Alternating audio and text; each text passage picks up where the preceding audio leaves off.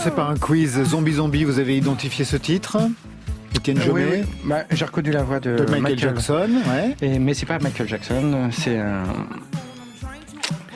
ma jeunesse, les années 80. Ouais. Je ne saurais pas répondre. Eh bien parfait, c'est avec ce titre qu'on entre dans votre livre Daft, mais c'est pas sur les Daft Punk. Anne-Sophie Yann avec la voix de Michael Jackson sur le titre de Rockwell. Ouais. Exactement. Étrange pour parler des Daft Punk, mais c'est lié en fait, c'est le début du livre. Absolument, c'est-à-dire que évidemment, c'est un livre qui s'appelle Daft, c'est sur les Daft Punk, mais plus largement, c'est surtout sur une époque et la musique et leurs influences, où ils puisent leurs racines, parce que ce qu'on raconte, c'est vraiment les débuts du groupe, les tout débuts, c'est-à-dire que ils ont 12 ans quand même, donc aussi la bande son de leur jeunesse et de cette époque. Anne-Sophie Yann, vous co-signez donc avec Pauline Guénas ce livre Enquête sur les Daft Punk chez Grasset. Vous n'en êtes pas à votre coup d'essai. Il y avait déjà eu Bob Marley, la fille du dictateur, l'année dernière. Les 7 péchés capitaux du rock en 2018. Bref, la musique est quand même au centre de vos livres. Alors aujourd'hui, Daft, une enquête formidable vraiment sur les débuts du duo formé par Guy Manuel de Omen Christo et puis Thomas Bangalter, fan de Jonas lui au départ. Ils ont 21-22 ans. Extrait.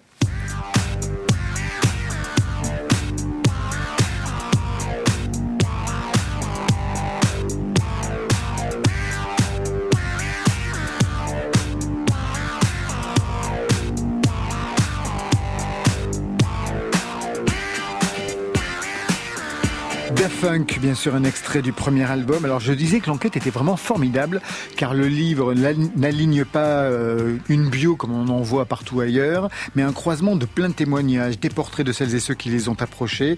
Les Daft Punk, on est dans les années 90.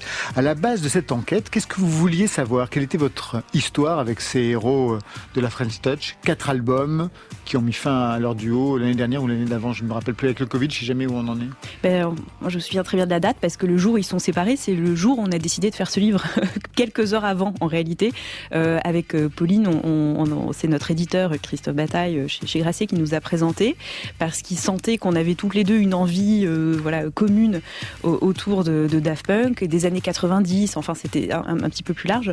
Et donc on s'est rencontrés, on a décidé de faire ce livre, et 2 heures après, ils annoncent leur séparation. Donc on s'est dit, fallait pas réagir comme ça. Mais finalement, on a décidé quand même de faire le livre, parce que ça nous a donné encore plus envie de remonter vraiment aux prémices du groupe, comprendre ce qui s'était passé. Quelle était votre méthode de travail ? Téléphoner à beaucoup de gens, rencontrer des gens, alors en plein Covid, donc c'était pas forcément évident, donc on se trouvait dans des lieux insolites, et rencontrer un maximum de gens pour avoir finalement une photographie quasiment très très détaillée de ces 10 années. C'est parce que on commence au début des années 90, on finit en 2000 au moment où ils mettent les casques. Et au moment où ils vont sortir leur deuxième album, Discovery. Exactement. Et au moment où ils passent, finalement, ils deviennent complètement autre chose. C'est-à-dire qu'au départ, c'est un groupe de musique électronique, aux prémices de la musique électronique et pas de la musique électronique, de la French Touch. Ils sont finalement encore au moment où c'est assez underground. Et puis au moment où la musique électronique explose dans le grand public commercialement, etc., eux-mêmes deviennent des sortes de super-héros finalement de ce genre, et passent dans une autre dimension. Mais aussi l'époque change. Tout tourne autour d'eux, mais ils y sont absents dans ce livre. Alors au début, en effet, on les a contactés. Eux n'ont pas donné une suite favorable à notre requête, mais finalement, d'abord, on n'était pas du tout étonnés ni déçus, parce que c'est très cohérent. Eux ne se racontent assez peu, surtout de moins en moins, et surtout, finalement, ce qu'on avait envie, c'était de voir du coup tout l'entourage pour dresser un portrait assez minutieux, et puis qui finalement nous paraissait assez juste, peut-être plus juste que si on les avait vus. Zombie, vous connaissez bien sûr l'histoire des Daft Punk, j'imagine? Oui, on en connaît une partie. Oui. Une partie? Ouais, partie à partir de 2001 ou la partie véritablement avant? Vous les avez connus à quel moment? Dès le départ, pour moi, ouais. Oui. Étienne, Oui, on a suivi ça, bien évidemment. C'était quand même un phénomène dans la musique. C'était le groupe branché de l'époque. J'étais allé voir au Rex, puis sur les champs, quand ils mixaient, là. C'était... On pensait, une personne imaginait cette carrière, même si on sentait que ça poussait derrière. Vous saviez qu'au départ, il y avait une formation rock avant leur duo? Oui, bien sûr, parce que j'étais dans des groupes de rock et en fait, ils tournaient déjà un petit peu. Leur cassette, la Darlene, tournait déjà. Il y avait 4 titres, c'était vraiment très très loin du groupe, de la musique qu'ils ont fait après. Hein. C'était impossible de deviner qu'ils allaient passer au côté électronique, parce que c'était un groupe indé, comme un petit groupe de Parisiens, comme il y en a beaucoup.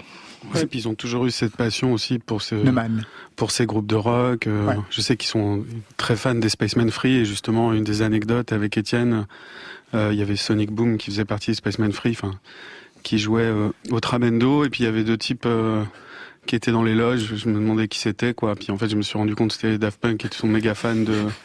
Je connaissais pas leur visage, et qui venaient le voir et qui voulaient dire leur admiration pour... Ils ont vu des nobières quand même. Hein. Attention. Hein. Mais voilà, c'est amusant. Je pense que c'est des gens qui sont restés très simples dans leur manière de faire. Et puis qui au départ avaient une vision de la musique complètement différente de ce qu'ils ont pu travailler auparavant. Je disais en ouverture qu'il y en avait un qui était fan de Jonas. Son père était le producteur et le parolier de la compagnie Créole. Donc vraiment toute une autre histoire. Qui avait travaillé pour Jodassin, pour Sheila, pour d'autres.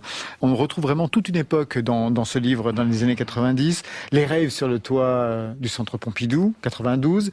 Puis les magasins aussi, on avait complètement oublié. Le New Rose, le Dancetaria, le Ralph Trade avec pour vendeurs. Vous vous souvenez qui étaient les vendeurs? Yvan Smag et Arnaud Robotini. Que vous avez rencontré pour ce livre. Qu'est-ce qui vous a le plus intéressé dans ce que vous avez découvert, dans ce qu'on vous a raconté, Anne-Sophie Anne? D'abord, la richesse des personnages qui les entourent. C'est-à-dire que chaque chapitre est raconté donc sous le point de vue de quelqu'un. Donc c'est soit un vendeur de disques, soit un animateur radio, et chacun a un rôle extrêmement important. Donc la radio, justement, on y est. Le rôle est absolument capital de la radio à ce moment-là. C'est-à-dire que c'est une époque donc pré-internet où le moyen de découvrir donc des nouveaux sons, c'est en écoutant la radio. Le moyen de rencontrer aussi d'autres musiciens, voilà, en l'occurrence chez FG ou Nova, les gens se croisent, les gens s'échangent des informations. Les raves, elles n'existent finalement, peut-être qu'elles seraient le moyen d'échanger justement des informations sur où aller, ce petit jeu de piste. La radio est à nouveau absolument capitale. Et ce que j'ai trouvé formidable, c'était que de se replonger donc dans ces lieux qui étaient surtout en plein confinement, donc où tout se passe physiquement, où il faut se voir, il faut se parler, il faut s'échanger. Et ça, c'est quelque chose qu'on a presque oublié aujourd'hui dans la musique où les gens se découvrent par Spotify ou Instagram et surtout la manière dont ils préservent leur anonymat à une époque où on est tous en train de s'exposer de manière très très extrême. Au contraire, plus la société, plus les gens s'exposent, plus eux disparaissent et ont cette radicalité vraiment de garder un anonymat de plus en plus sérieux. Et ça, c'était absolument fascinant. Qu'est-ce que vous voudriez apprendre dans ce genre de livre, les zombies? En tout cas, j'aime beaucoup l'idée de mélanger fiction et réalité. C'est ce que je disais à Anne-Sophie avant l'émission. Ça me fait penser au livre de Clovis Gou, qui a écrit aussi sur la musique, notamment sur Karen Carpenter et sur Jodie aussi, où on sait plus trop où est le vrai et le faux. Il y a des choses qui sont fantasmées et tout, donc j'aime bien apprendre des choses sans savoir si elles sont vraies ou pas. Je trouve ça vraiment intéressant. Pourtant là, tout est vrai, non? Là, tout est quand même véritablement vrai, ouais. Même C'est la présentation qui n'est pas une biographie classique au sens du terme, mais tout est vrai, c'est un travail ce qu'on appelle à l'américaine en fait. Oui, ils appellent non-fiction novel ou roman-enquête ou des choses comme ça. C'est-à-dire que c'est même la météo, par exemple, on vérifiait. Quand on dit oui, ils sortent à 2h du matin, tel soir de telle soirée, il se met à pleuvoir, on recherchait météo le 12 septembre. Il n'y a pas l'ombre d'une fiction. Et pour autant, la façon dont c'est raconté, en effet, devient presque une story. Et vous, Étienne, qu'est-ce que vous attendez de ce genre de livre? Souvent, la réalité n'est pas si excitante que ça. Hein. Je me souviens même à nos débuts, on était obligé d'inventer un peu quelque chose quand vous êtes rencontrés. Et là, il n'y a rien de spectaculaire. Souvent dans l'histoire des groupes, c'est une magie qui opère un peu malgré soi, quoi, qui est pas.